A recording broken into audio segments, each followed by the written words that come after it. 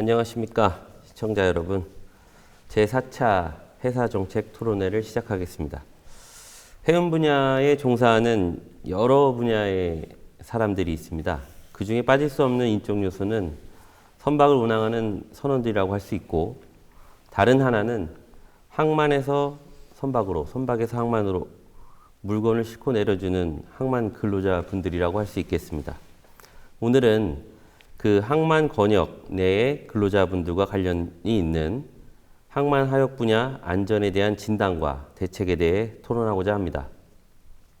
본격적인 토론에 앞서서 패널들을 소개하겠습니다. 제가 한 분씩 지명하시면 각자 소개 부탁드립니다. 제 오른쪽으로 부산연구원의 장하용 박사님 나와주셨습니다. 예, 시청자 여러분 반갑습니다. 저는 부산을 연구하고 부산의 바다를 연구하는 부산연구원의 장하용 정책기획팀장이라고 합니다. 오늘 또 이런 귀한 회사정책 토론회에 초대해 주셔서 감사합니다. 예, 반갑습니다. 제 왼쪽 옆으로 한국해양대학교의 이창희 교수님 나와주셨습니다. 안녕하십니까. 한국해양대학의 항해융화학부 이창희 교수입니다. 영광스러운 자리에 오게 되어서 너무 기분이 좋고요. 오늘 또 이런 귀중한 자리인 만큼 여러 패널들과 함께 좋은 얘기를 조금 더 가감없이 하고 또 개선 방안까지 함께 도출할 수 있는 시간이 되었으면 좋겠습니다. 감사합니다. 예, 감사합니다. 영광스러운 자리인가요? 영광스럽죠. 예. 그 옆으로 노무법인 인사와 안전의 손경영 노무사님, 또 대표님이시기도 합니다. 반갑습니다. 예, 안녕하십니까. 손경현 노무사입니다. 예, 노무법인 인사와 안전을 맡고 있고요. 해양수산 전문 노무사로서 산업법, 근로기준법, 그리고 산업안전보건법 등 관련된 많은 법률 자문을 진행하고 있습니다. 오늘 이 자리를 빌어서 항만 하역 근로자에 대한 안전관리와 이에 대한 대책을 좀 마련하는 좋은 자리가 되도록 그렇게 해보도록 하겠습니다. 감사합니다. 예, 반갑습니다.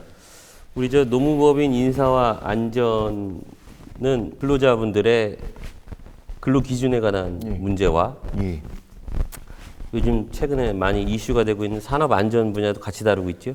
맞습니다. 지금 기본적으로 근로기준법 또는 이제 선언법에 대한 문의도 많았으나 현재는 이제 산업안전보건법, 그리고 나아가서 중대재해처벌법, 그리고 좀 더 세분화해서 어선안전조업법 또는 선원에 대한 안전에 대한 고시, 이런 부분까지 폭넓게 자문을 드리고 있는 실정입니다. 예.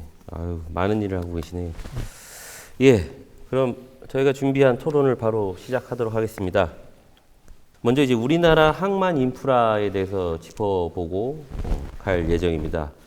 우리나라 항만 인프라에 대해서 우리 한국해양대학교 이창희 교수님께서 인프라에 관련된 내용을 좀 설명해 주시죠.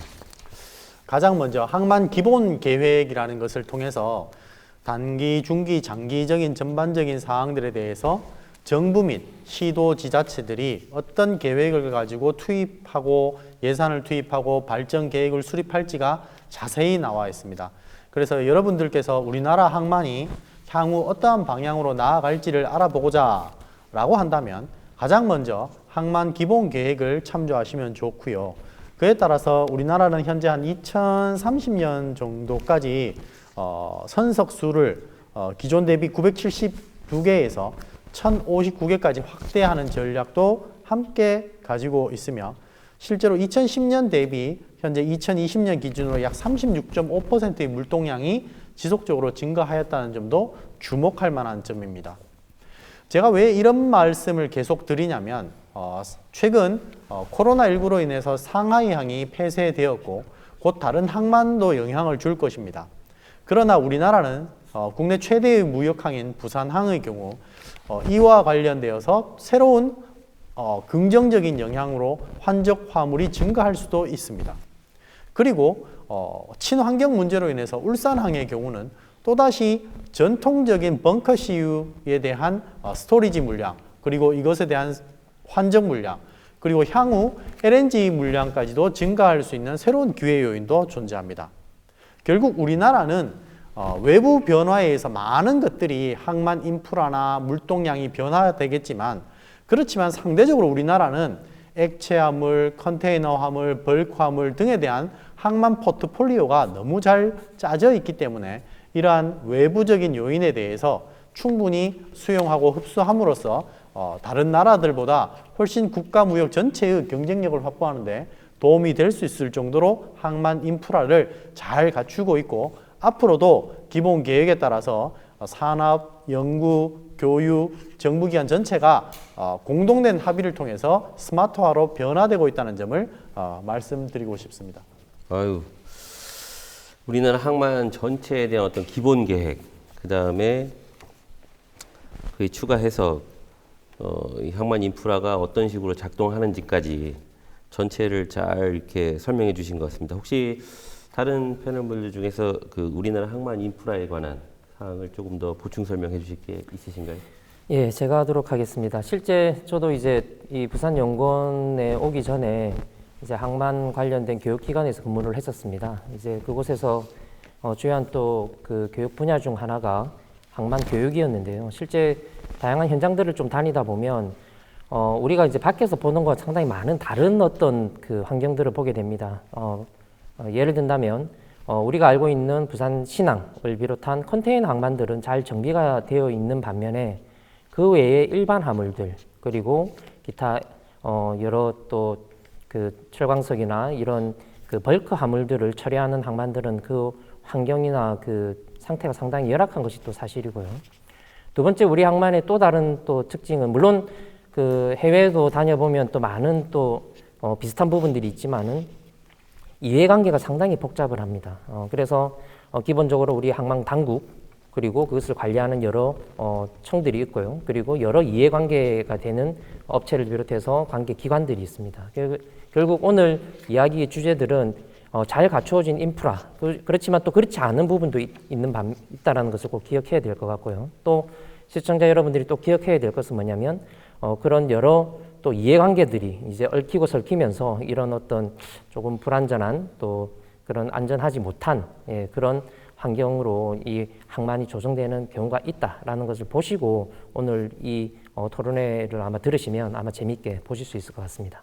예, 감사합니다. 말씀 중에 그 컨테이너 분야에 대해서는 좀 쾌적하고 깨끗한 이런 항만 인프라가 갖춰져 있는데 그 벌크 화물을 이제 적양하는 이런 항만 환경은 조금 열악하다 이렇게 표현해 주셨는데요. 그렇게 열악한 이유가 있을까요, 따로? 결국 이제 돈의 문제가 있습니다. 실제적으로 아까 우리 이창희 교수님 말씀하셨던 것처럼 장사가 잘 되는 항만, 그리고 물동량이 많은 항만, 그리고 새롭게 조성된 새로운 화물들인 바로 컨테이너 항만은 그나마 좀 이제 깨끗하게 또 여러 유지 보수들이 잘 이루어지는 반면에 그렇지 않은 바로 일반 화물들, 그리고 저렴한 화물들을 처리하는 그런 항만들은 아무래도 정부가 또 관련된 운영사가 유지 보수를 하기에는 상당히 한계가 있는 것이 사실입니다. 예. 그리고 조금 더 부연 설명을 하면 제가 컨테이너 항만은 좀 쾌적한 항만이다라고 표현을 했지만 실제 또 가보면 새롭게 조성된 항만과 또 예전 컨테이너 또 터미널은 또 다른 어떤 또 문제들이 있다라는 것도 추후에 또 토론 진행되면서 좀 소개해 드리도록 하겠습니다. 예, 감사합니다. 이제 결과적으로 이제 이렇게 환경이 열악한 이유는 이제 항만 인프라에 대한 투자 뭐 이런 데 문제가 있고 같은 컨테이너 화물이라고 하더라도 역시 그 이제 옛날에 지어진 이런 항만 인프라와 또 최근에 지어진 항만 인프라가 좀 또 다르다 이렇게 짚어주셨습니다. 그 교수님들께서 많은 이제 인프라와 물동량 그리고 유지 보수적인 측면에서 말씀 많이 해주셨는데요. 저는 이제 저희 인사 또는 이제 노무적 관점에서 바라보면 이제 항만 인프라 같은 경우 항만 하역 근로자가 주가 돼서 근로를 제공하게 되는데 이게 선박이냐 또는 야적장이냐 그리고 트레일러 차량 등이냐 그 근로 장소가 어디냐에 따라서 다양한 업체에 의해서 근로가 이루어지고 그 작업 지시가 이루어지고 있습니다. 그렇게 이제 중첩적이고 다양한 관계에서 근로가 제공되는 특성이 있기 때문에 그 근로자에 대한 사용자가 누구이냐 그리고 안전관리에 대한 책임이 누구이냐 나아가 중대재해처벌법에서 말하는 이제 처벌 주체가 누구인지 이 부분을 좀 더 정확히 하고자 이 자리에서 조금 더 의견이 나눠졌으면 좋겠고요. 그런 이제 항만 하역 근로자의 안전 문제가 보존되고 안전관리 책임 주체가 명확히 돼야 또 항만 운영이 정확히 굴러갈 것으로 그렇게 보입니다. 예. 이상입니다. 그 현장에서 일하시는, 그죠? 그 현장에서 근로하시는 이런 우리 사람들에 대한 이야기를 해주셨는데 그 부분은 이제 뒤에 계속적으로 이슈와 쟁점 사항에서 또 다뤄볼 예정이니까요. 예, 뭐 자연스럽게 그 뭐 중대재해처벌법 이야기도 해주셨고 그 다음에 산업안전과 관련된 그 이 안전사고 문제도 이렇게 이야기해 주셨는데 자연스럽게 그런 항만 노동 환경 그리고 그런 안전사고 사례 이런 것에 대해서 한번 짚어보도록 하겠습니다. 그 전반적인 그 사고 동향에 대해서 이 부분은 우리 이창희 교수님께서 한번 말씀을 해주시죠. 전반적인 사고 동향을 말하기 전에 우리가 사고는 다양한 루트 코즈에 의해서 다양한 PC범 방식으로 연계되고 전개되고 확인됩니다. 이때 가장 최극단에 왔을 때 얼마 전 우리 광주 사고에서 보듯이 과연 임금이나 또는 재정이나 이런 것을 누가 어떻게 분배하고 관리하는지에 따라서도 상당한 사고의 연관관계가 있다라고 우리는 미루어 짐작할 수 있습니다. 아까 장하용 박사님께서 말씀하셨듯이 항만을 운영하는 주체가 어떤 비싼 고가의 화물을 그리고 장기적으로 그리고 익스클루시브하게 운영 관리하느냐 아니면 그냥 때때로 템퍼러리로 화물이나 선박을 선석을 이동해 가면서 내가 작업을 하느냐에 따라서 그때 고용하는 사람과 환경과 장비는 천차만별일 것입니다. 따라서 이와 관련된 관련 기업의 이해 당사자들이 그 인프라나 사람이나 물적, 인적 자원에 대한 투자 역시도 달라질 것입니다. 그렇게 달라지는 모든 것들은 어떤 영향으로 돌아올까요? 네, 제가 보기에는 결국 매년 발생하고 있는 안전사고로 귀결되는 것 같습니다. 그러면 이런 안전사고는 주로 어떻게 발생할지 아까 사회자께서 질문하신 유형을 한번 살펴보도록 하겠습니다. 물론 시간대별, 화물의 종류별, 환경적 조건별, 그리고 업종별, 작업의 유형별, 사고 장소의 특징별로 구분을 할 수 있도록 현재 산업안전보건공단의 산업재해 사례를 통해서 약 한 10년간을 분석해 보면 다양하게 알 수 있지만 그 중에서 대표적인 몇 가지를 제가 말씀을 한번 드리겠습니다. 업종별로 구분을 해보면요. 지난 한 10년간 육상하역업이 약 한 59% 가장 많은 산업재해를 기록하고 있습니다. 이것은 무슨 말이냐면 작업 중 실질적으로 육상 내에 컨테이너 프레이트 스테이션이나 장치장 이런 등등에서 이동 작업 중에 발생하는 것이고 작업 유형으로 봤을 때는 항만에서의 산업재해의 약 48%는 에이프런과 본선 사이에서 크레인 작업 및 기타 하역 장비의 이동 및 기타 작업 중 발생하는 것. 그 다음은 아주 재미있게 라싱 작업이라는 것을 확인할 수 있었습니다. 물론 오로지 자동차선에서 또는 컨테이너선에서만 라싱이 일어나는 것이 아니라 즉 이러한 화물 고박, 라싱은 다양한 선박의 화물의 이동을 방지하기 위해서 작업이 반드시 존재하는 것이기 때문에 이런 일들의 유형이 많이 발생할 것이라고 미루어 짐작이 가능합니다. 또한 사고 장소적인 측면에 있어서는 당연히 선박과 항만 장비가 모두 밀접되어 있는 그리고 교통이나 사람의 움직임이 혼합되어 있는 그 부분은 어디일까요? 네, 바로 선박과 에이프런이 인접되어 있는 그 사각 에어리어라고 할 수 있을 것입니다. 우리가 예상컨대 당연히 야간이 훨씬 많을 것이고요. 날씨가 안 좋을 때가 많을 것이고요. 고령자가 많을 것입니다. 그러나 최근 이런 모든 것들과 함께 제가 앞서 언급드린 업종, 작업 유형, 사고 장소별로 이런 고착화된 것들이 변화되지 않고 있습니다. 왜 그럴까요? 저는 이 모든 것들이 후술에서 또 한 번 말씀을 올리겠지만 안전 문화에 대한 몰 이해, 교육을 많이 하고 있지만 사람이 계속 바뀌는 것만큼 교육이 따라가지 못하는 지체 현상, 그리고 기술이 너무나 빠르게 변화하는 것에 있어서 사람들과 장비와 주변 이해 관계자들이 이것을 충분히 cognation, 인지하지 못함에 따른 부조화 현상 등이 혼합되어서 이런 사고가 발생하고 있고, 이런 unexpected한 accident는 앞으로 더더욱 다양하게 발생할 수 있을 거라고 봅니다. 더불어서 이런 물리적 사고와 더불어서 지금처럼 코비드19와 관련된 바이러스와 관련된 문제들 역시 우리가 예상하지 못한 항만 내의 대표적인 사고라고 할 수 있을 것이고, 이것이 항만 근로자에까지 바이러스 전염으로 연계된다면 항만의 새로운 위험 요인으로 저는 대두될 수 있을 것이라고 판단하고 있습니다. 그 전반적인 사고 동향에 관해서 말씀을 해주셨고요. 그 특징적으로 그 강제에서 난 사고를 예를 들면서 뭐 임금과 재정, 또 특히 누가 이런 안전 관리를 주관하느냐, 이런 것들이 결국 사고와 연계가 있다. 이런 말씀도 해주셨고, 또 특히 이제 항만 분야에서는 이제 이동 작업 중 발생하는 사고가 48%나 된다고요. 예. 본선 하역 작업 중에서. 예, 본선 하역 작업 중에서. 예. 그 다음에 이제 또 특히 이제 라싱 작업, 그죠? 고박 작업 중에서 특히 이제 많은 사고가 일어나고 있고, 이것을 이제 아까도 말씀드렸듯이 업종별, 또 사고 장소별, 또 하나 뭐였죠? 작업 유형별. 예, 작업 유형별, 이 세 가지 측면에서 골고루 말씀해 주셨습니다. 혹시 또 이 항만 권역 내에서 사고와 관련된 사례, 혹시 뭐 다른 패널 분들께서 보충 설명해 주실 내용이 있으실까요?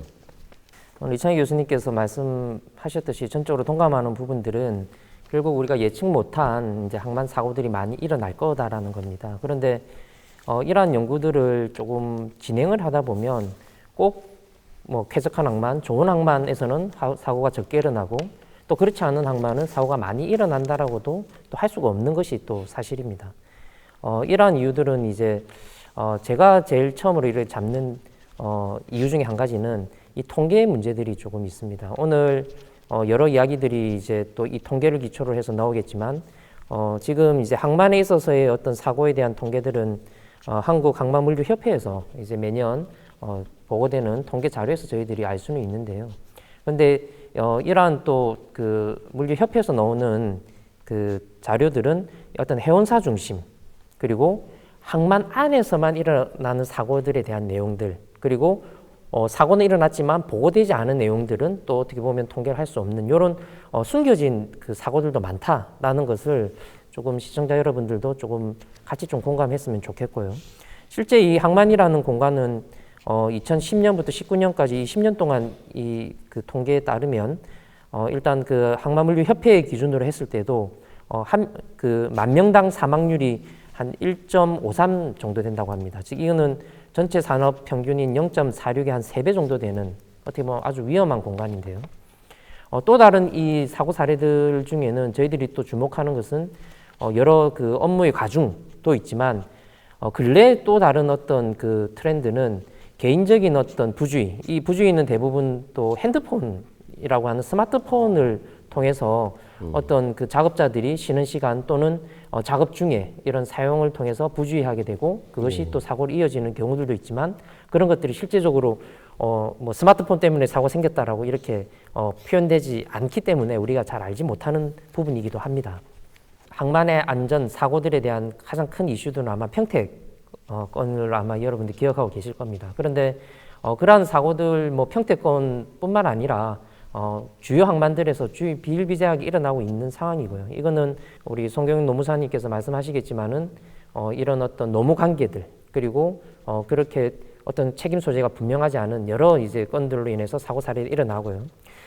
이거를 해결하기 위한 어떤 정부 정책의 어떤 방향 중에 한 가지는 뭐냐면 스마트 항만으로 가면은 안전을 확보할 수 있다라는 것이 바로 정부의 어떤 기조이기도 합니다. 그러나 이 사고 사례들을 잘 보면 부산의 모 신항에 있는 모 운영사 같은 경우에 완전 자동화되어 있는 야드에서 사고가 한 2건 정도가 일어났었습니다.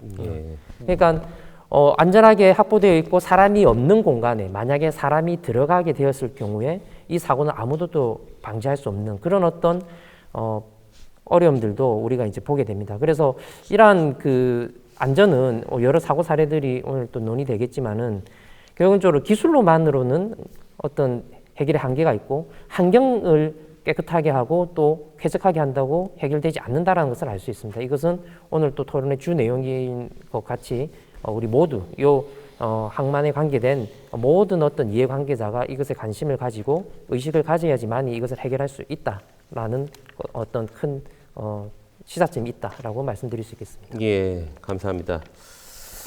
항만하역과 관련된 요 사고가 일반 산업 현장의 사고의 3배 정도 예. 된다고요? 예. 굉장히 높은 비율이고 또 특징적으로 이제 최근에 이제 스마트폰의 발달로 인해서 스마트폰 사용으로 인한 사고도 일어나고 있다. 그 사례로 이제 평택건 이렇게라고 말씀해 주셨는데 평택에서 어떤 사고가 있었는지 좀 설명해 주시죠. 여러분 잘 아시다시피 이제 평택에서 이제 그 어떻게 보면 실습생격인 거죠. 예, 바로 이제 실습을 하러 간 이제 학생이 이제 어떤 그 중량물을 싣는 그 컨테이너에다가 이제 기존 어떤 사전 준비 작업을 하던 중에 불안전한 상태, 즉 어떤 감독자가 없는 상태에서 작업자들이 일을 하게 되었고요. 예, 그래서 오픈넥 형태의 이 컨테이너의 렉이 닫히면서 그 작업을 지시를 받아서 하던 학생이 이제 조금 이렇게 사고를 당해서 이제 큰 사회적 이슈가 되던 일이 있었습니다. 조금 아까 말씀해 주신 것처럼 이제 우리 이창희 교수님이 말씀해 주신 것과 또 일맥상통하게 결국에는 그 안전 문화로 이제 귀결이 되는 방식으로 말씀을 맞춰 주셨습니다.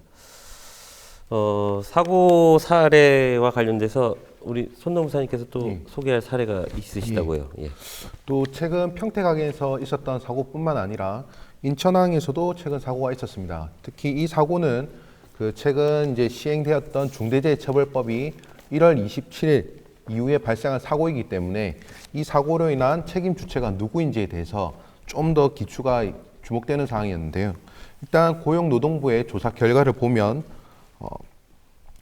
그 화물을 고정하는 고박업체 소속의 근로자가 사고로 사망을 하였고 트레일러에 치여서 사고가 발생하였는데 이 처벌에 대해서 노동부는 사고 경위에 대해서 다수의 이해관계자가 존재하고 책임 주체가 명확하지 않은 점을 많이 고려를 하였습니다. 특히 이 사고에 대해서 사고 근로자를 직접 고용하고 있는 고박업체 그리고 부두의 전체적인 안전관리를 담당하고 있는 부두 운영사 PSA 그리고 사고를 낸 트레일러 기사 그리고 그 트레일러 기사를 채용하고 있는 업체 마지막으로 작업 과정을 전체적으로 담당하고 있는 항운 노조 등 다양한 이해관계자들의 사실관계를 확인했고 최종적인 조사 결과 인천터미널 운영사인 PSA는 사고 근로자와 직접적인 계약관계가 없고 또한 장비와 시설 등 아무런 영향관계가 없기 때문에 중대재해처벌법의 대상이 아니다.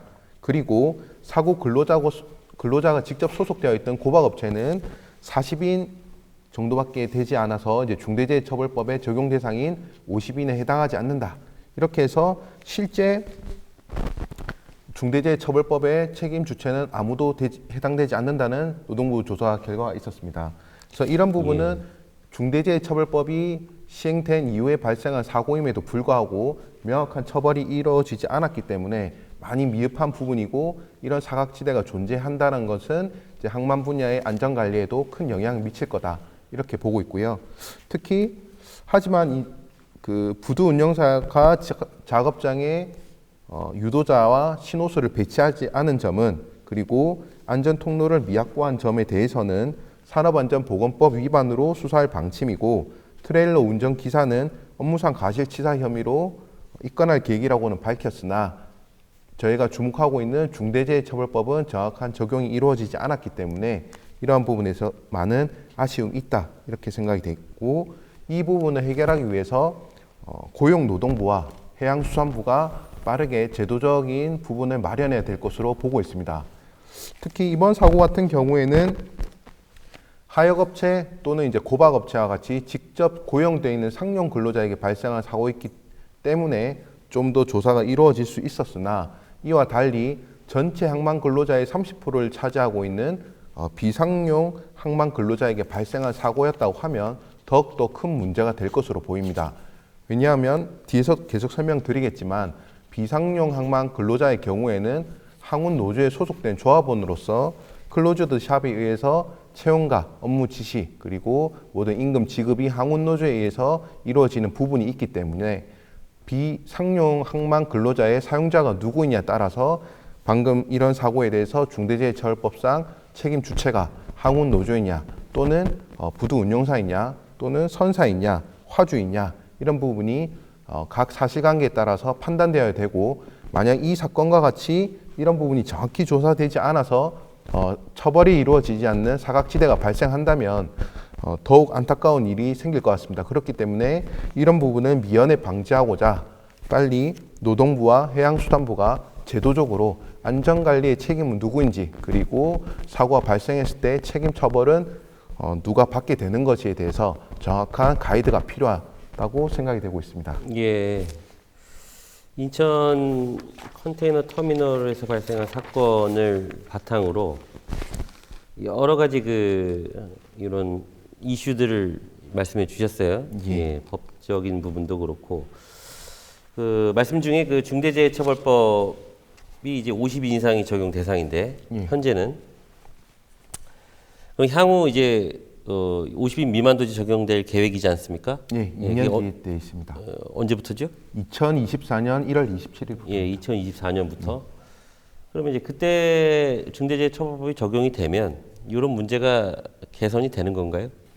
상용 근로자 같은 경우에는 이제 소속된 곳이 있기 때문에 50인 미만 사업장이라도 이제 적용 시기가 되면 충분히 책임 주체가 명확해지겠지만 저희가 이제 주목하고 있는 거는 항운 노조에 소속되어 있는 비상용 항만 근로자들은 작업 지시가 하역업체에서 직접 이루어지는 것이 아니고 항운 노조 반장 또는 이제 현장 담당자에 의해서 이루어지는 부분이 있기 때문에 이 비상용 항만 근로자에 대해서는 또 책임 주체의 판단이 어려운 부분이 계속해서 남는다라고 보시면 되고 이 부분에 대해서 제도적인 가이드라인이 좀 필요하다. 이런 부분이 제가 주목하고 있는 부분입니다. 예. 상용 근로자와 비상용 근로자 말씀해 주셨습니다. 그 말씀 중에 이제 비상용 항만 근로자가 약 한 30% 정도 된다. 이 부분을 좀 시청자들이 알기 쉽게 상용 근로자는 어떤 분들이고 비상용 근로자분들은 어떤 분들인지 간단히 설명 좀 부탁드립니다. 앞서 이창희 교수님께서도 한번 말씀해 주셨는데 이제 항만 근로의 특성이 배가 들어와서 그때그때 이루어지는 업무의 파동성이 있기 때문에 그때그때 업무에 맞춰서 임시적으로 이제 아까 표현을 빌리자면 템포러리하게 항만 근로자의 수요가 있기 때문에 거기에 맞춰서 항상 맞춰서 이제 인력 구성이 이루어지다 보니까 상용보다는 비상용에 대한 인력 수급이 항상 이루어져 왔었습니다. 하지만 이제 이런 부작용이 있다 보니까 큰 항에서는 상용 근로자로 이제 각 하역업체 또는 고박업체 이런 데서 직접 소속돼서 근로자가 상용 근로자로 근무하게 되었으나 지금 저희가 문제 삼고 있는 거는 이제 그런 하역업체에 직접 소속되지 않은 이제 오로지 항운 노조원으로서만 활동하고 템포러리한 업무에만 투입되는 이런 인력들에 대해서는 문제가 있다 이런 부분입니다. 예. 제가 좀 보완 설명을 조금 드리도록 하겠습니다. 이런 부분들은 저도 이제 좀 많이 연구를 해와서 이제 해외 케이스들을 말씀드리면 항만이 있고 선박이 있고 화물이 있으면 다 이런 어떤 구조들이 되어 있습니다. 즉 화물이 아까 교수님과 또 노무사님 말씀하셨다시피 화물이 늘 있지 않습니다. 아시다시피 육상에서는 오늘 뭐 100개를 생산하겠다 하면은 거기에 맞게 인원이 투입이 되는데 항만은 오늘 엄청나게 배가 많이 올 수 있고 화물이 많을 수 있지만 내일은 또 화물이 없을 수 있습니다. 이런 어떤 특수한 구조들 때문에 항만이 있는 곳, 그것은 미국이든 선진 항만들도 다 이런 어떤 도급 체계, 즉 화물에 맞게 인원이 공급이 되는 어떤 구조가 있고요. 또 그에 비해서 어떤 고정적인 어떤 화물이 있는 어떤 컨테이너 터미널과 같은 곳은 이제 이런 상용제로 이렇게 해서 두 개가 같이 있다라고 해서 혹시 시청자분들이 뭐 우리나라만 있는 어떤 독특한 체계라고 혹시 오해할 것 같아서 제가 부연 설명드립니다. 예. 잘 알겠습니다. 이런 그 항만 노동의 특성상 이런 비상용 근로자를 사용할 수밖에 없는 이런 특성이 있다. 그래서 해외 선진 사례도 역시 그러한 방법으로 이제 이용되고 있다라고 말씀해 주셨습니다. 자연스럽게 그 이슈와 쟁점 사항에 넘어가게 될 텐데 항만 노동이 이제 결국 이 안전상에 취약한 이유 또 항만 안전사고 발생의 주요 원인 뭐 이런 것들에 대해서 짚어볼 예정인데요. 우선 그 항만 안전사고에 발생되는 그 어떤 그 주요 원인에 대해서 한번 장하영 박사님께서 계속 한번 말씀해 주시죠. 예. 이유와 원인이 있으면 책임이 있고 또 책임을 져야 되는 사람과 기관이 있을 수 있습니다. 그래서 이 이야기를 하기 전에 오늘 이 자리 오늘 토론회가 누군가 또 누구 어느 기관 또는 어느 그 사이트를 어떻게 보면은 책임을 묻거나 또 잘못된 것을 지적하는 어떤 토론회가 아니고 오늘 이러한 토론회를 통해서 우리가 향후에 이 해양이라는 큰 어떤 산업의 어떻게 보면은 공동 발전을 위해서 오늘 논의하는 귀한 자리다라는 뜻으로 오늘 시청자분들 또 혹시 또 이 그를 보고 계시는 이해관계자 여러분들은 좀 이해해 주시기 바라고요. 그리고 제가 또 주 연구했던 항만이 아무래도 부산항이다 보니까 부산항을 중심으로 이야기를 할 텐데 부산항이 뭘 잘못되었다, 부산이 잘 못하고 있다라는 그런 의미보다는 부산항에 부족한 부분들은 바로 타 항만도 동일하게 적용이 된다라고 조금 넓게 이렇게 봐주시고 들어주시면 감사하겠습니다. 예.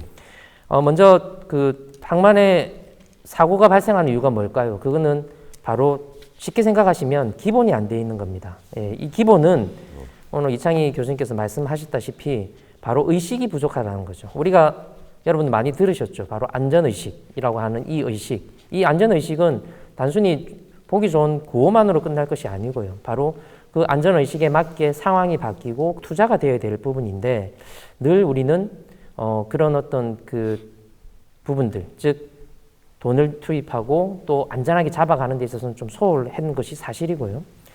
그리고 이 아까 우리가 말씀드렸다시피 이 선박 그리고 항만은 늘 변화됩니다. 즉 우리가 작업하는 이 공간이 육지에서 공장이라면 늘 고정되어 있고 고정된 위치에 장비들이 있고 사람이 있습니다. 그런데 이 항만은 선박도 늘 바뀌고요. 바로 항만에 있는 장비들도 늘 움직이고 있습니다.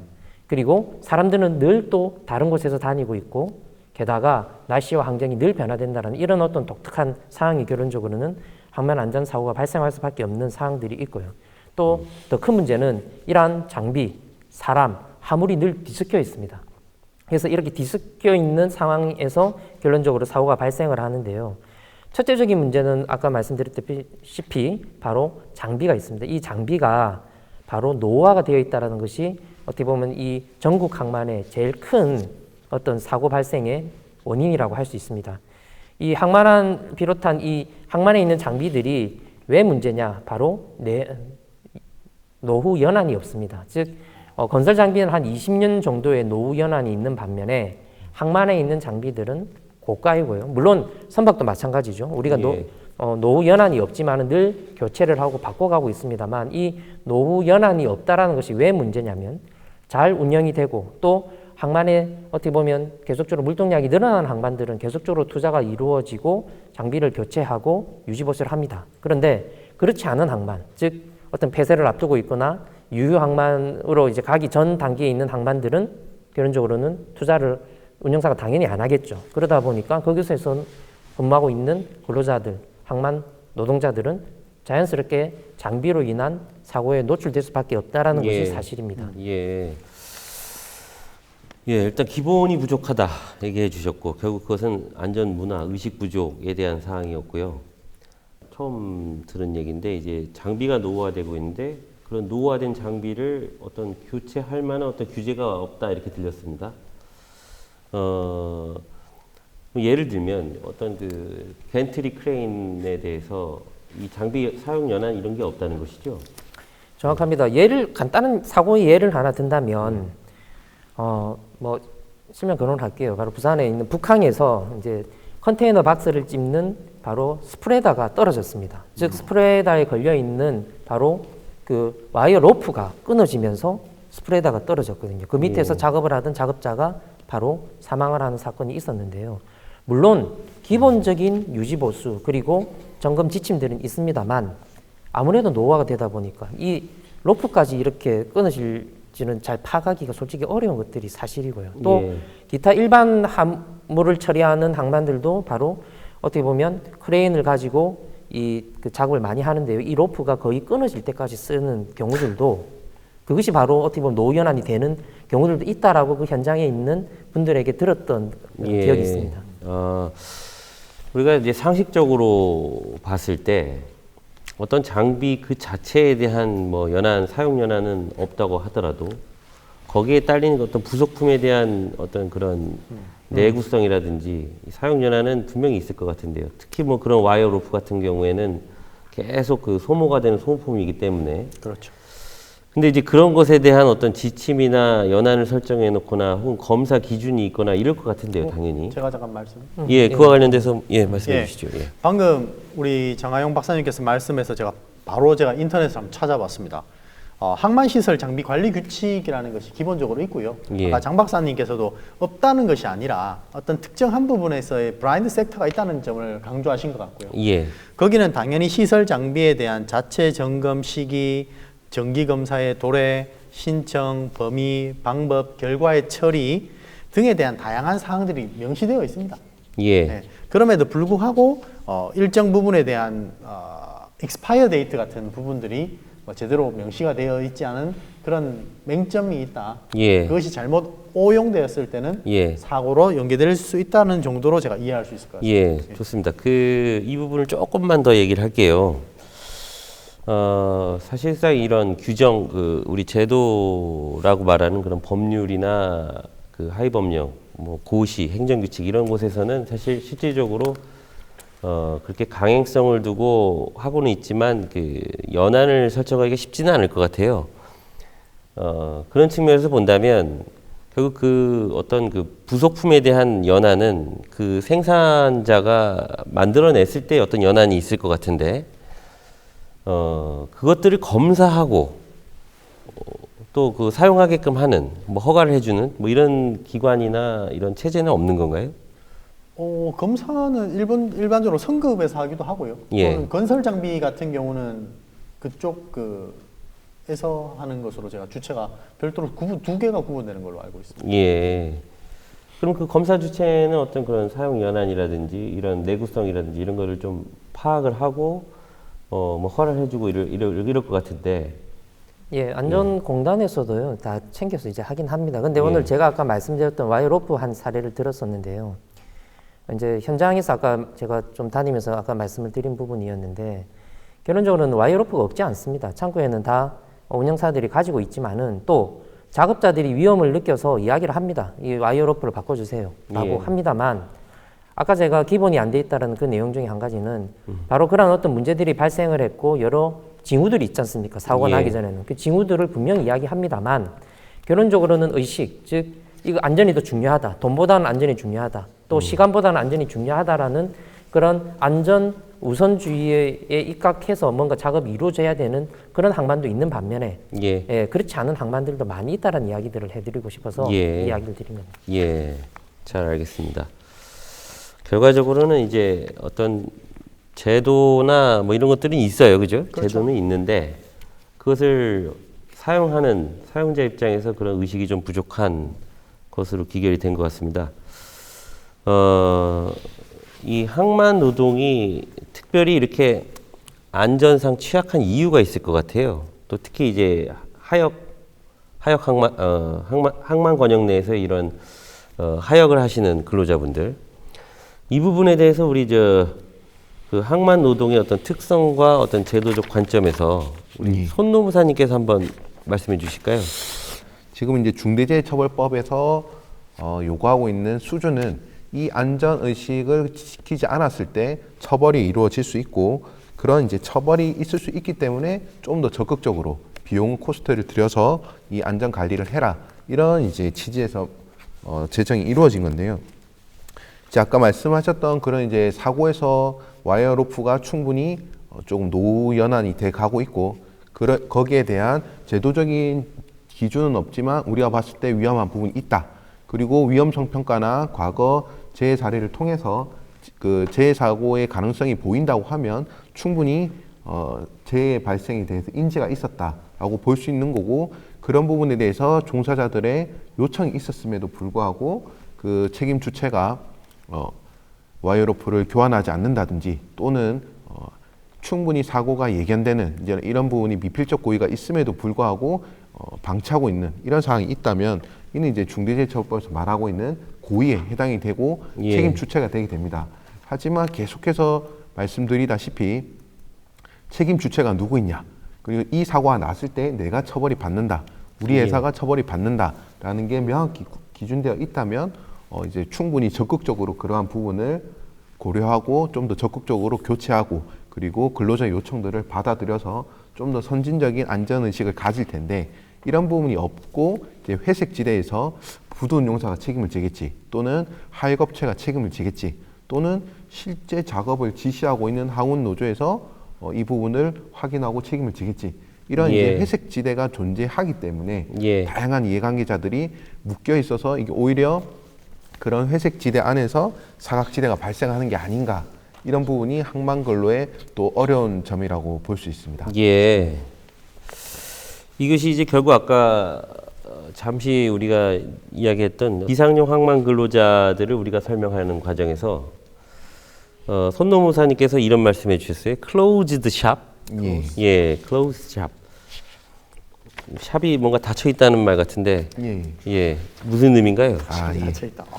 일단 뭐 샵이라는 의미는 이제 그 노동조합법에서 이제 표현하는 저희가 방법이고, 예. 노동조합이 어떻게 이제 결속력을 가지느냐에 예. 대한 부분입니다. 그래서 일반적으로 이제 그 샵 제도는 오픈샵, 그리고 유니온샵, 그리고 더 강력한 클로즈샵이 있습니다. 이거는 이제 노동조합 입장에서 보면 클로즈드 샵이 가장 강력한 노동조합 체계다라고 볼 수 있고, 예. 먼저 이제 오픈샵의 경우에는 저희 대부분의 저희 나라에 있는 노동조합이 채택하고 있는 제도인데, 예.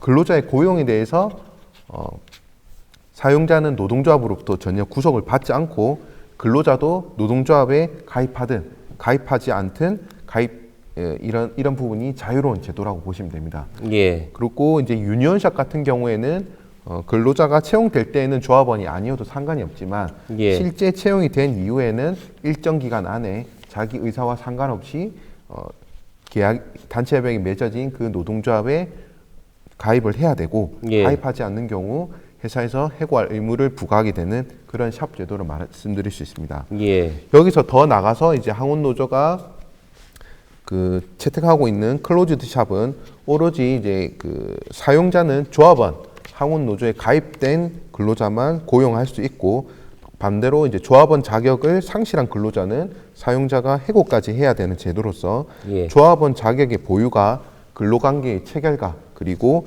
존속을 결정짓는, 그래서 노동조합이 가장 강력하게 단결권을 가질 수 있고, 노동조합의 독점적이고 배타적인 근로자 채용권을 보호하는 제도라고 보시면 되겠습니다. 예.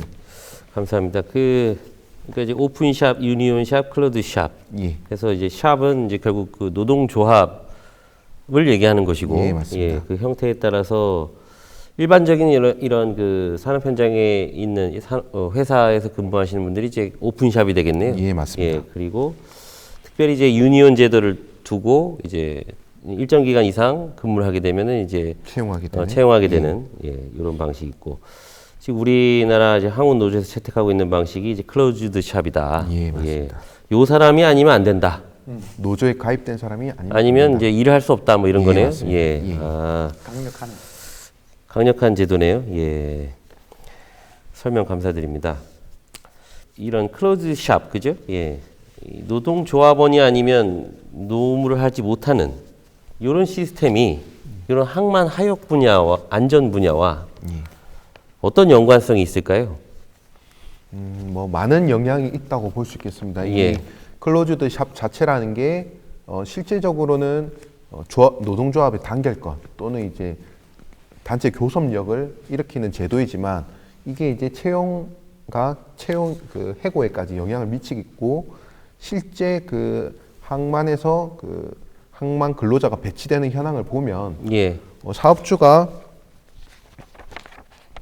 사업주가 이제 업무 요청을 하게 되면 항운노조에서 그런 이제 배치실에서 그런 스케줄을 보고 예. 있는 항만근로자를 투입하게 됩니다. 그 과정에서 실질적인 업무 지시와 그리고 채용 그리고 조합에서 징계가 되게 되면 결론적으로 해고까지 일자리를 잃게 되는 부분까지 실질적인 사용자의 권한을 항운노조가 가지게 되기 때문에 예.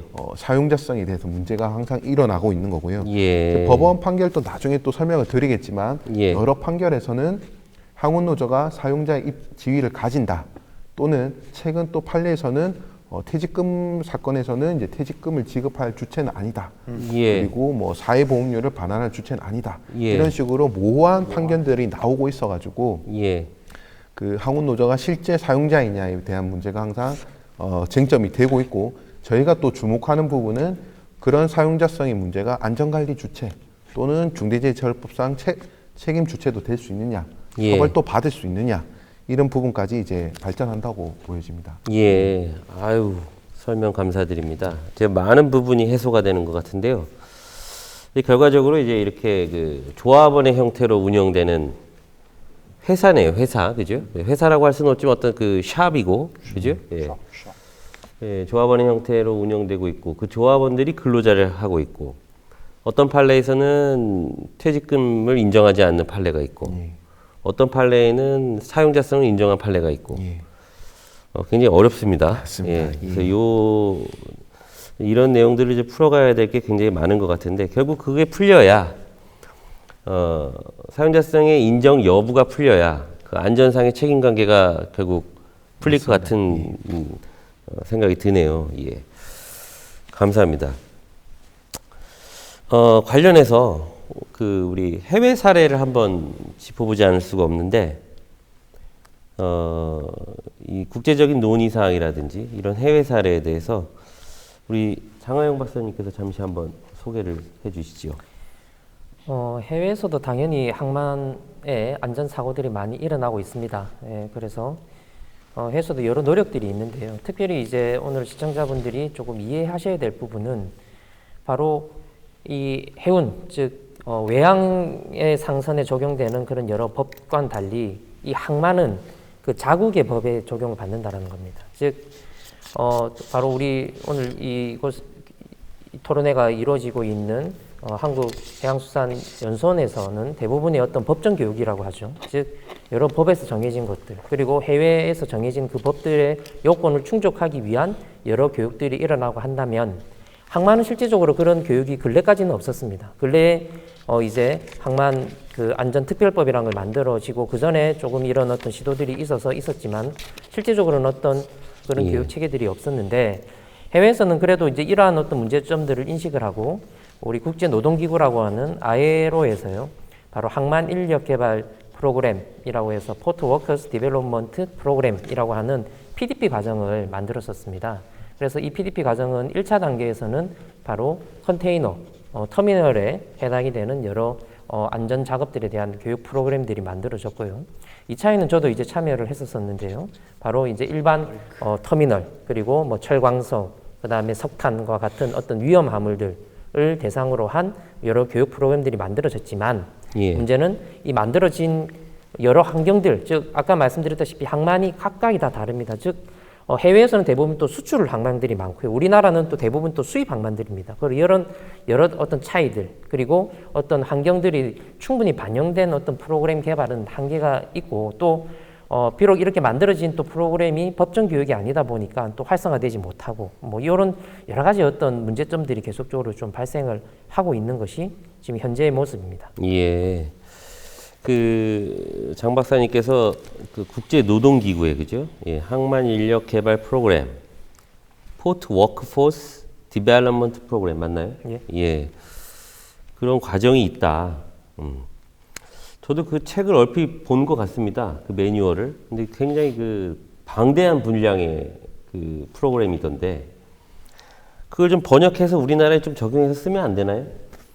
그 번역서가 있습니다. 예. 예, 번역서 작업을 그 항만연수원에서 작업을 했고요. 그 다음에 또 문제는 뭐냐면 결국 이 교육을 받을 때 시간 그리고 거기에 대한 임금은 과연 또 누가 챙겨줄 거냐는 거죠. 그런 어떤 구조가 되어 있지 아는 상태에서 이 프로그램이 있어도 어떻게 보면 생성이 되거나 또 운영이 되기는 한계가 있는 것도 지금 현재 우리 국내 상황입니다. 예, 잘 알겠습니다. 아까 이제 그래서 이제 법정 교육 이야기를 해주셨군요.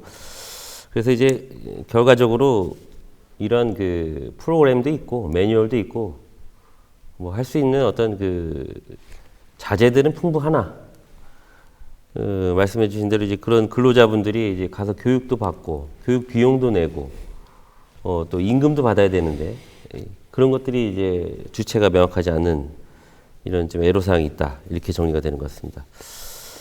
이와 관련해서 또 해외 사례 이창희 교수님께서 다른 회사에 또 한번 말씀해 간단히 주시죠. 말씀드리겠습니다. 미국 서부 항만에서 PMA라고 하는 노동조합은 Pacific Coast Marine Safety Code라는 것들을 만들었습니다.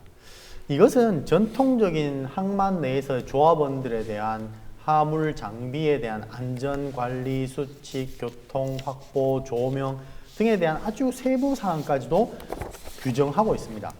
그런데 9.11 사태 이후 이러한 안전에 대한 사항들이 ISPS까지 합치면서 안전 보안까지도 확대 적용되고 있는 것이 현재 현실입니다. 또한 아까 장하용 박사님께서 말씀하신 내용과 달리 미국에서는 조금 독특한 것을 진행하고 있는데요. PMA 중심으로 해서 화물의 종류, 시간, 장소, 특징, 장비에 따라서 근로계약을 달리 적용하는 표준계약을 만들어 사용합니다. 즉, 노무를 공급하는 쪽에서 다양한 표준을 가져다 놓고 나의 조합원들이 어떤 종류의 화물을 이번에 투입되었는가에 따라서 근로계약을 다르게 적용하고 있다는 점이 역시 조금 더 오랫동안 항만에 대한 작업을 해왔고 그로 인한 분쟁, 해결 과정에서 도출된 또 새로운 총알이라고 할 수 있을 것이다. 이런 정도의 판단이 될 수 있을 것 같습니다. 예. 또한 이와 유사하게 뭐 영국, 네덜란드도 이런 것들은 많았습니다. 사실 우리가 컨테이너 선박이 영국에 오랫동안 기항을 하다가 네덜란드로 변화된 핵심적인 이유는 영국 항만에서의 노동조합의 파업과 그리고 관련된 표준화가 안 되었다는 것이고 그 틈을 타서 네덜란드 로텔담 항이 영국의 펠락스토 항에서 갖고 있던 모든 주도권을 가져간 내용을 보면 바로 영국과 네덜란드 간의 노동조합의 강성과 약성 그리고 얼마나 유연한지를 바라볼 수 있습니다. 그럼에 따라서 네덜란드 역시는 노동조합의 이런 안전을 중요하긴 하지만 노동의 공급성에 있어서는 상당한 유연한 제도를 지금까지도 갖고 있는 것이 매우 중요한 시사점일 것 같고요. 예. 또한 독일의 같은 경우도 상당히 또 재미난 점이 있습니다. 독일은 과거 1950년도부터 항만 노동자에 대한 법률을 특별 사용자라는 관점에서 만들어졌고요. 1980년도에는 브레멘 하반항에서 노동자 풀을 만들어서 항만별로 노동자의 선종별로 적합하게 인력을 공급하는 것들을 자기들 나름대로 만들었습니다.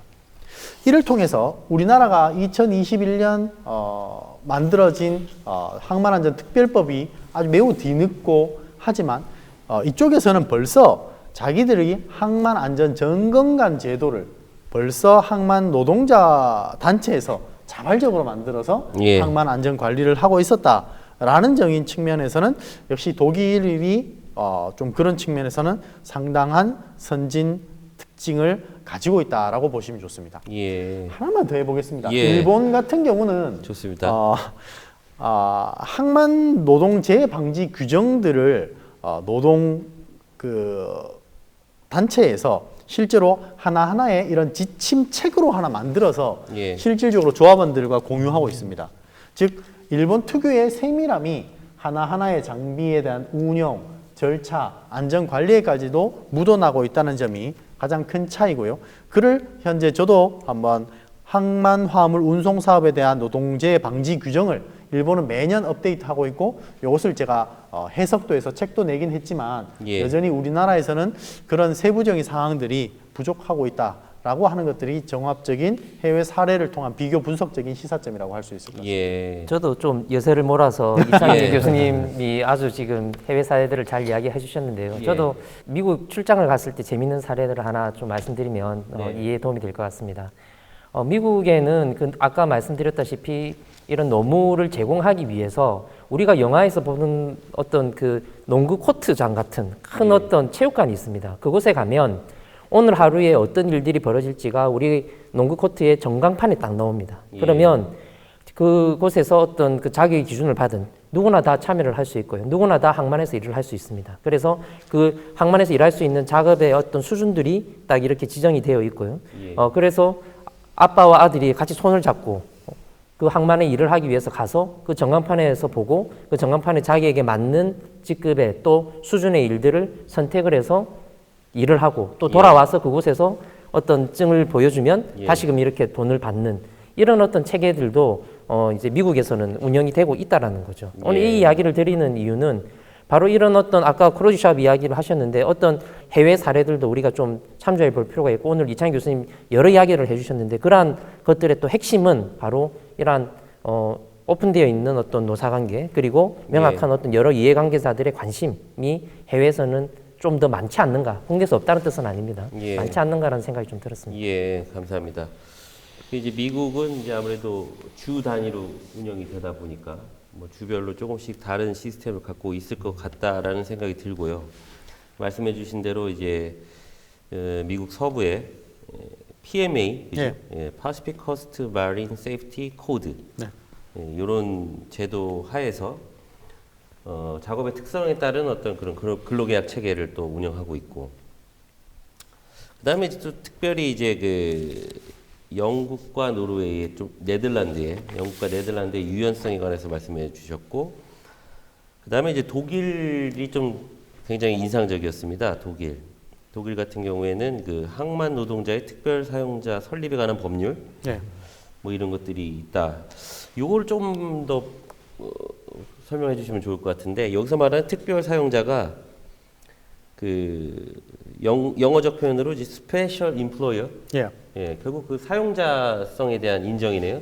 아까 우리 그 노무사님이 말했던 거에 거의 희초적이 당연히 우리나라 역시도 독일법 대륙법계를 따라오기도 했고 일본 것들을 많이 사용하고 많이 혼합되어 있지만 특히 여기 이런 내용들이 아주 경직되게 담겨 있지 않느냐. 예. 그리고 독일 자체에 있어서 그만큼 독일은 개별 개인 하나하나를 존중하는 문화들이 1950년도에서부터 벌써 만들어져 있고 그때부터 항만 내에서의 위험 작업을 하는 만큼 그들에게 아주 독특한 배타적인 권리를 주어지고 그들의 안전을 그만큼 담보하라는 것이 역치로서 법률로서 예. 규정되어 있다는 것이 바로 이 법의 규정 취지인 것 같습니다. 예, 결과적으로 이제 그 클로즈드 샵이지만 그것을, 예. 그 어떤 사용자성을 인정하여 그렇죠.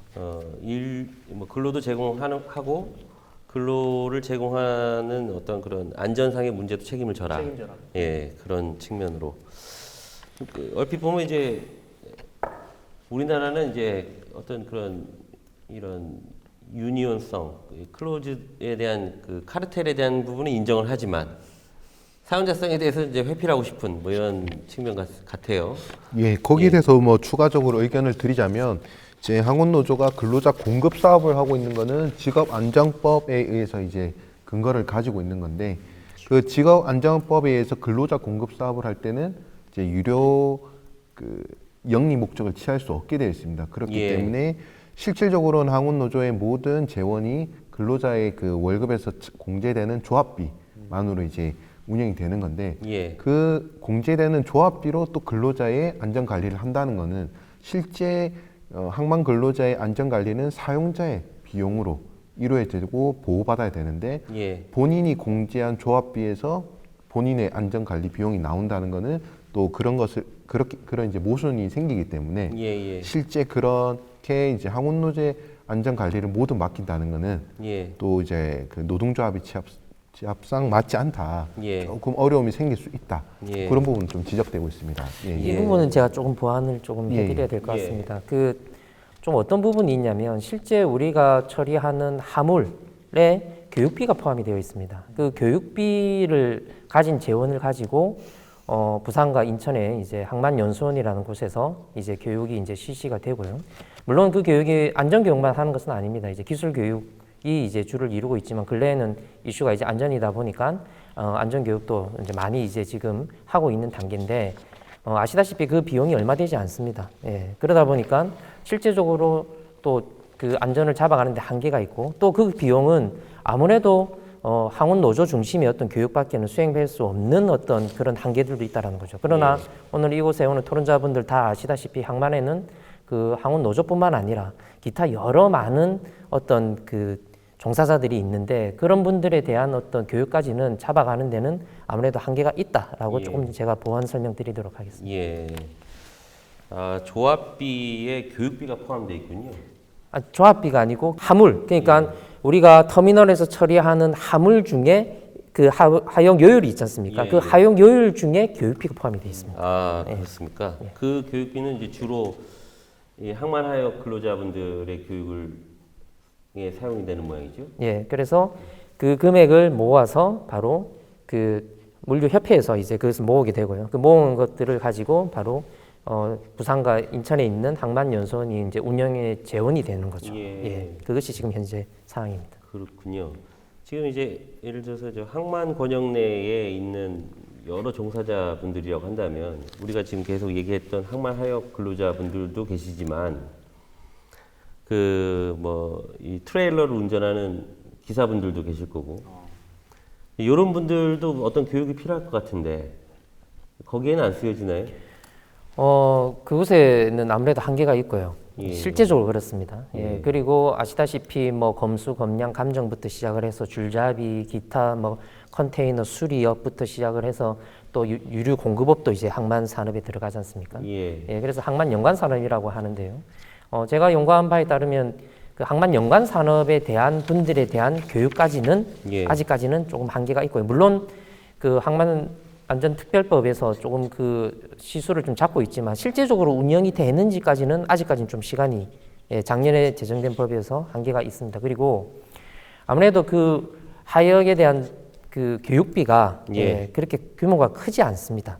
그러다 보니까 그런 분들까지 어떻게 보면 안전을 잡아가기도 힘들고 또 아까 노무 관계가 또 이 항만 내에 아주 다양하지 않습니까? 그래서 그런 어떤 비용 문제 그리고 그 기간 교육을 받는 기간 동안의 어떤 임금 문제가 해결이 안 돼 있는 바로 어떤 영세한 그런 어떤 그 근로자 종사자들은 당연히 안전에는 좀 사각지대에 있는 것이 현재의 상황입니다. 예, 감사합니다.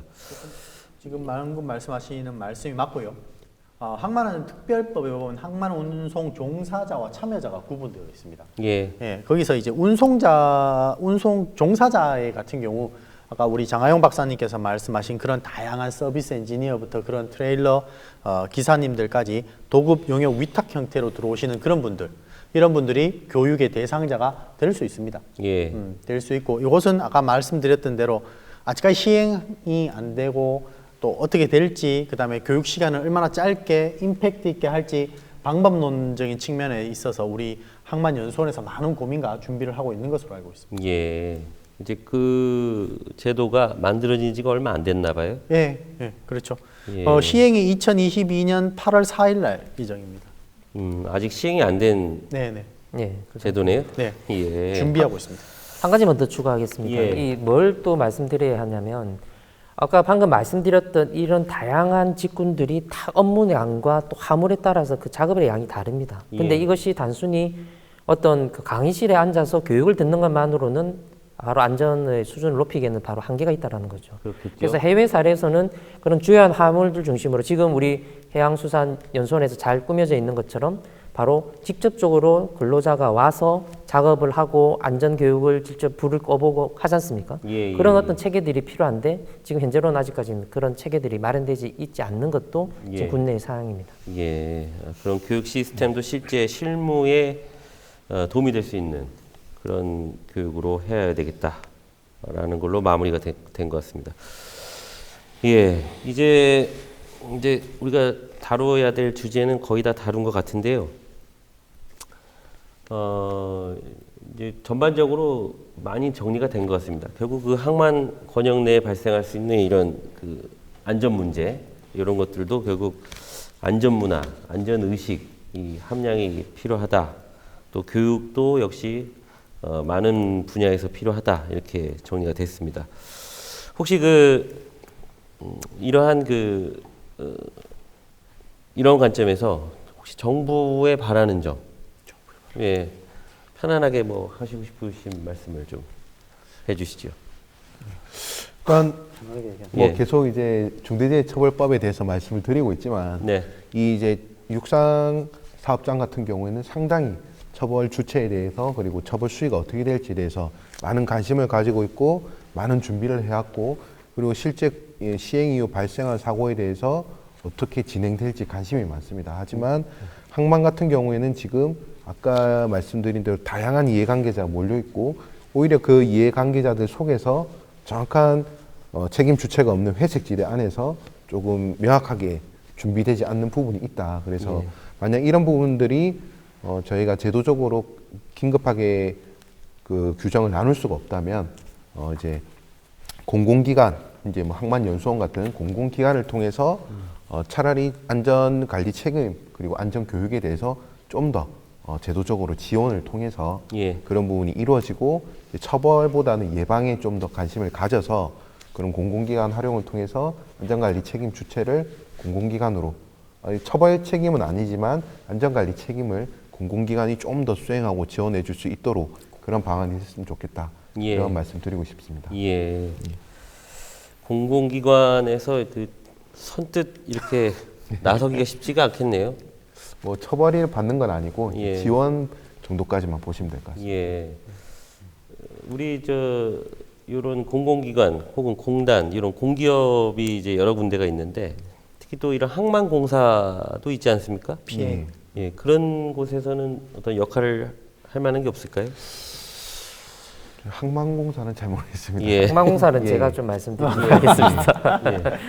예, 항만공사랑 이제 안전 관련된 일을 조금 해서요. 좀 항만공사도 나름 애를 많이 쓰고 있습니다. 왜냐하면 사고가 나면 제일 문제가 되는 게 항만공사입니다. 바로 이제 국회의원 바로 콜이 들어오는 것이 또 항만공사이기도 하고요. 예. 그런데 오늘 뭐 이야기를 조금 안 드리려 했지만은 이제 결론적으로는 또 드릴 수밖에 없는 게 결국 이 항만 안전에 관한 이 컨트롤 타워는 과연 누가 해야 될 것인가라는 예. 거죠. 예. 그래서 실제 예를 들어서 이제 항만에서 사고가 터졌다 이러면 바로 이제 고용노동부가 이제 달려오죠. 이제 안전에 대한 국가적인 이제 관리는 이제 고용노동부가 하고 있고요.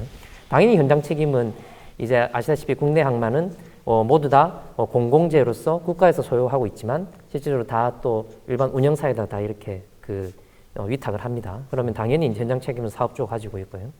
그런데 또 항만 시설의 관리는 또 해수부가 또 가지고 있습니다. 물론 또 해수부가 다 직접 관할하진 않죠. 또 지방에 있는 해양수산항만청 그리고 그 항만청과 더불어서 실제적으로 운영과 관리를 하는 이제 항만공사가 있습니다. 그런데 이 항만공사가 실제적으로 할 수 있는 분야는 실제 지금 현재로는 이제 여러 안전 관계된 장비들을 좀 지원해주는 첫째, 둘째는 아까 제가 말씀드렸던 좀 안전 교육의 사각지대에 있는 분들에 대한 어떤 교육 사업. 예. 을 이제 아까 말씀드렸던 공기관에서 이렇게 하도록 이렇게 돕는 수준밖에 안 된다는 거죠.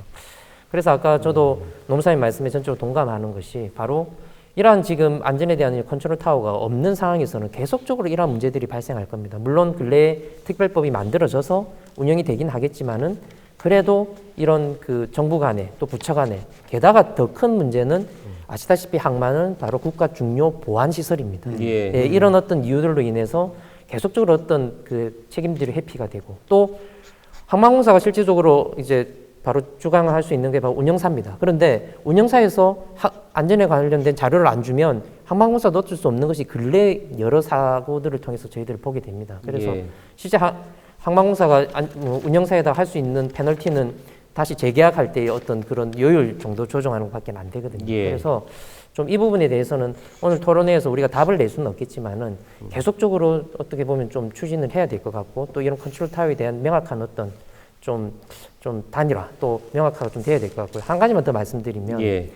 아까 저도 이제 항만연수원에 있다가 왔지만 이 항만에 대한 교육들은 일개의 어떤 교육으로 하기에는 상당히 그 범위가 넓고 또 예. 다양합니다. 그래서 오늘 이곳에서 또 이루어지는 지금 이 토론회가 이루어지는 이 한국해양수산연수원이 좀 그 역할을 좀 더 확대하는 것도 예. 전혀 그 서로의 어떤 경쟁을 하자는 뜻이 아니고요. 예. 바로 그런 항만 전체의 안전을 위해서 항만 이외의 연관 산업까지 또 감당하기는 또 솔직히 쉽지가 않은 상태고 또 그렇게 해서 공기관 하나 또 만들기도 지금 쉽지 않죠. 당장 현장에서는 작업자들이 죽어나가고 있다는 거죠. 그래서 예. 좀 신속하게 하는 방안으로 좀 제안을 하는 바는 좀 해양수산연수원에서도 좀 그 역할들을 좀 확보하는 게 좋지 않겠나. 그리고 예. 저도 좀 반성에 겨린 말씀이지만은 실제 아까 이 이야기 중에 또 제가 또 몸담고 있는 부산이라는 지역에 있는 부산광역시는 어떤 그 역할을 또 전혀 할 수가 없는 것이 또 현실입니다. 그래서 예.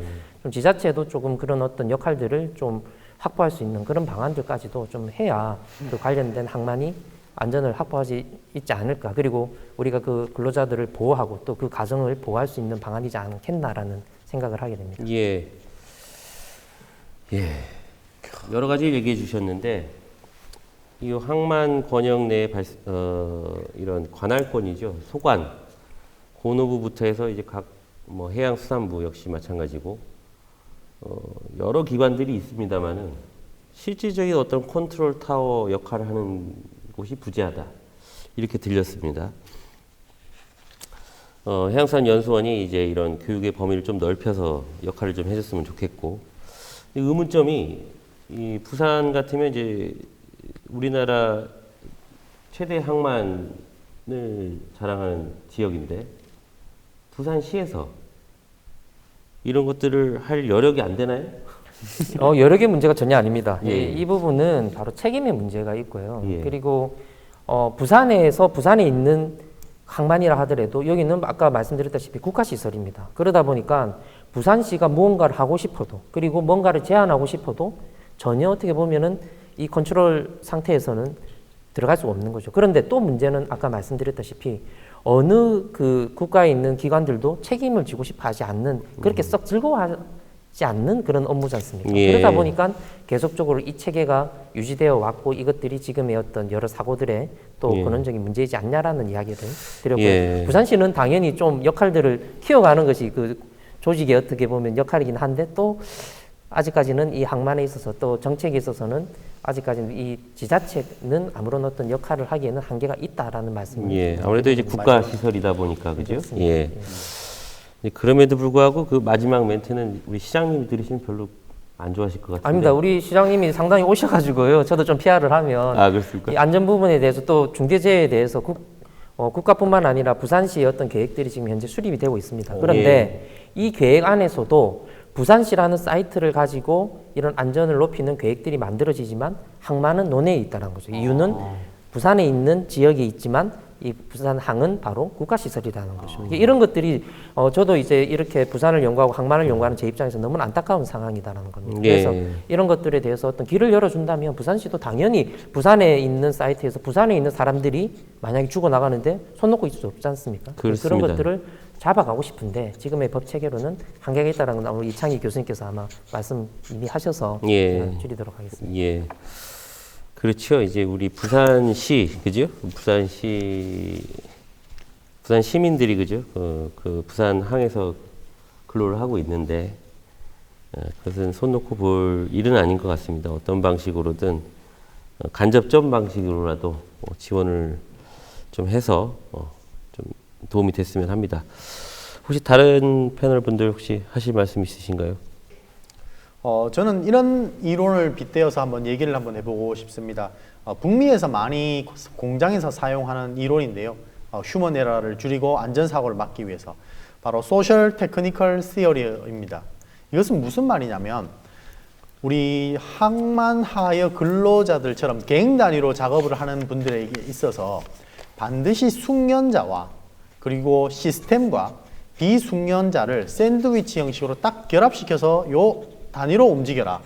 절대 이 세 개 단위 중에 하나가 없어질 경우는 사고로 연계될 가능성이 높다는 가능성 이론에서 시작합니다. 결국 우리 항만도 시간, 돈, 환경만 그동안 많이 관심을 가졌던 것에서 이제는 돈, 시간, 경제성, 환경, 안전 이 모든 것들을 등치로 갖다 놓고 우리 모든 안전을 바라본다면 이제 안전을 지키는 것이 기업의 돈을 버는 일이요. 안전을 지키는 것이 기업의 생산성을 높이는 길이라는 점들을 우리가 함께 자각할 필요가 있습니다. 특히 항만안전특별법이 너무 잘 시의적절하게 조금은 늦었지만 잘 만들어졌고요. 그것을 시행함에 있어서 항만안전협의체라는 것들이 만들어지게 됩니다. 그럼 이 협의체를 통해서 제일 중요한 것은 가장 말단에 있는 어떤 단위 요소들 간에 무엇을 만들어야 되냐면 포트 세이프티 키퍼라는 제도를 만들어야 됩니다. 이것은 무엇이냐면 개별 단위 갱 내에서 안전 분임조 활동이 활성화되어야 되고 이 분임조 활성화를 통해서 안전 경진대회, 메달, 마일리지 등이 확산되어서 누구나 다 안전에 적극적으로 참여할 수 있도록 해야 되는 것이죠. 이것이 저희가 앞서 언급드린 말로만 하는 문화가 아닌 제도를 통한 문화가 한층 한층 레이업 되게 하는 것일 것입니다. 이 모든 것들이 지켜진다면 저는 무엇이 될 거냐? 바로 포트 레질리언스, 항만의 회복 가능한 탄력성이 확대될 것입니다. 결국 우리는 거시적인 측면에서 정부도 도와주어야겠지만 미시적인 측면에서 제가 말씀드린 이런 단위 요소들 간의 능력이 합쳐져서 결합되어야만 바로 포트 레질리언스, 회복력이 강화될 것입니다. 이것을 통해서 우리나라 항만은 어떤 물리적인 요소로 환경 물동량이 증가해서 경쟁력이 증가하는 것뿐만 아니라 unexpected accident에 대한 빠른 비상 대응과 빠른 회복력을 통해서 언제 어떤 상황에서라도 항만의 유지 가능성, 바로 sustainability를 담보할 수 있을 것입니다. 이것이 바로 모두 만들어진다면 궁극적으로는 항만의 ESG가 완성될 것입니다.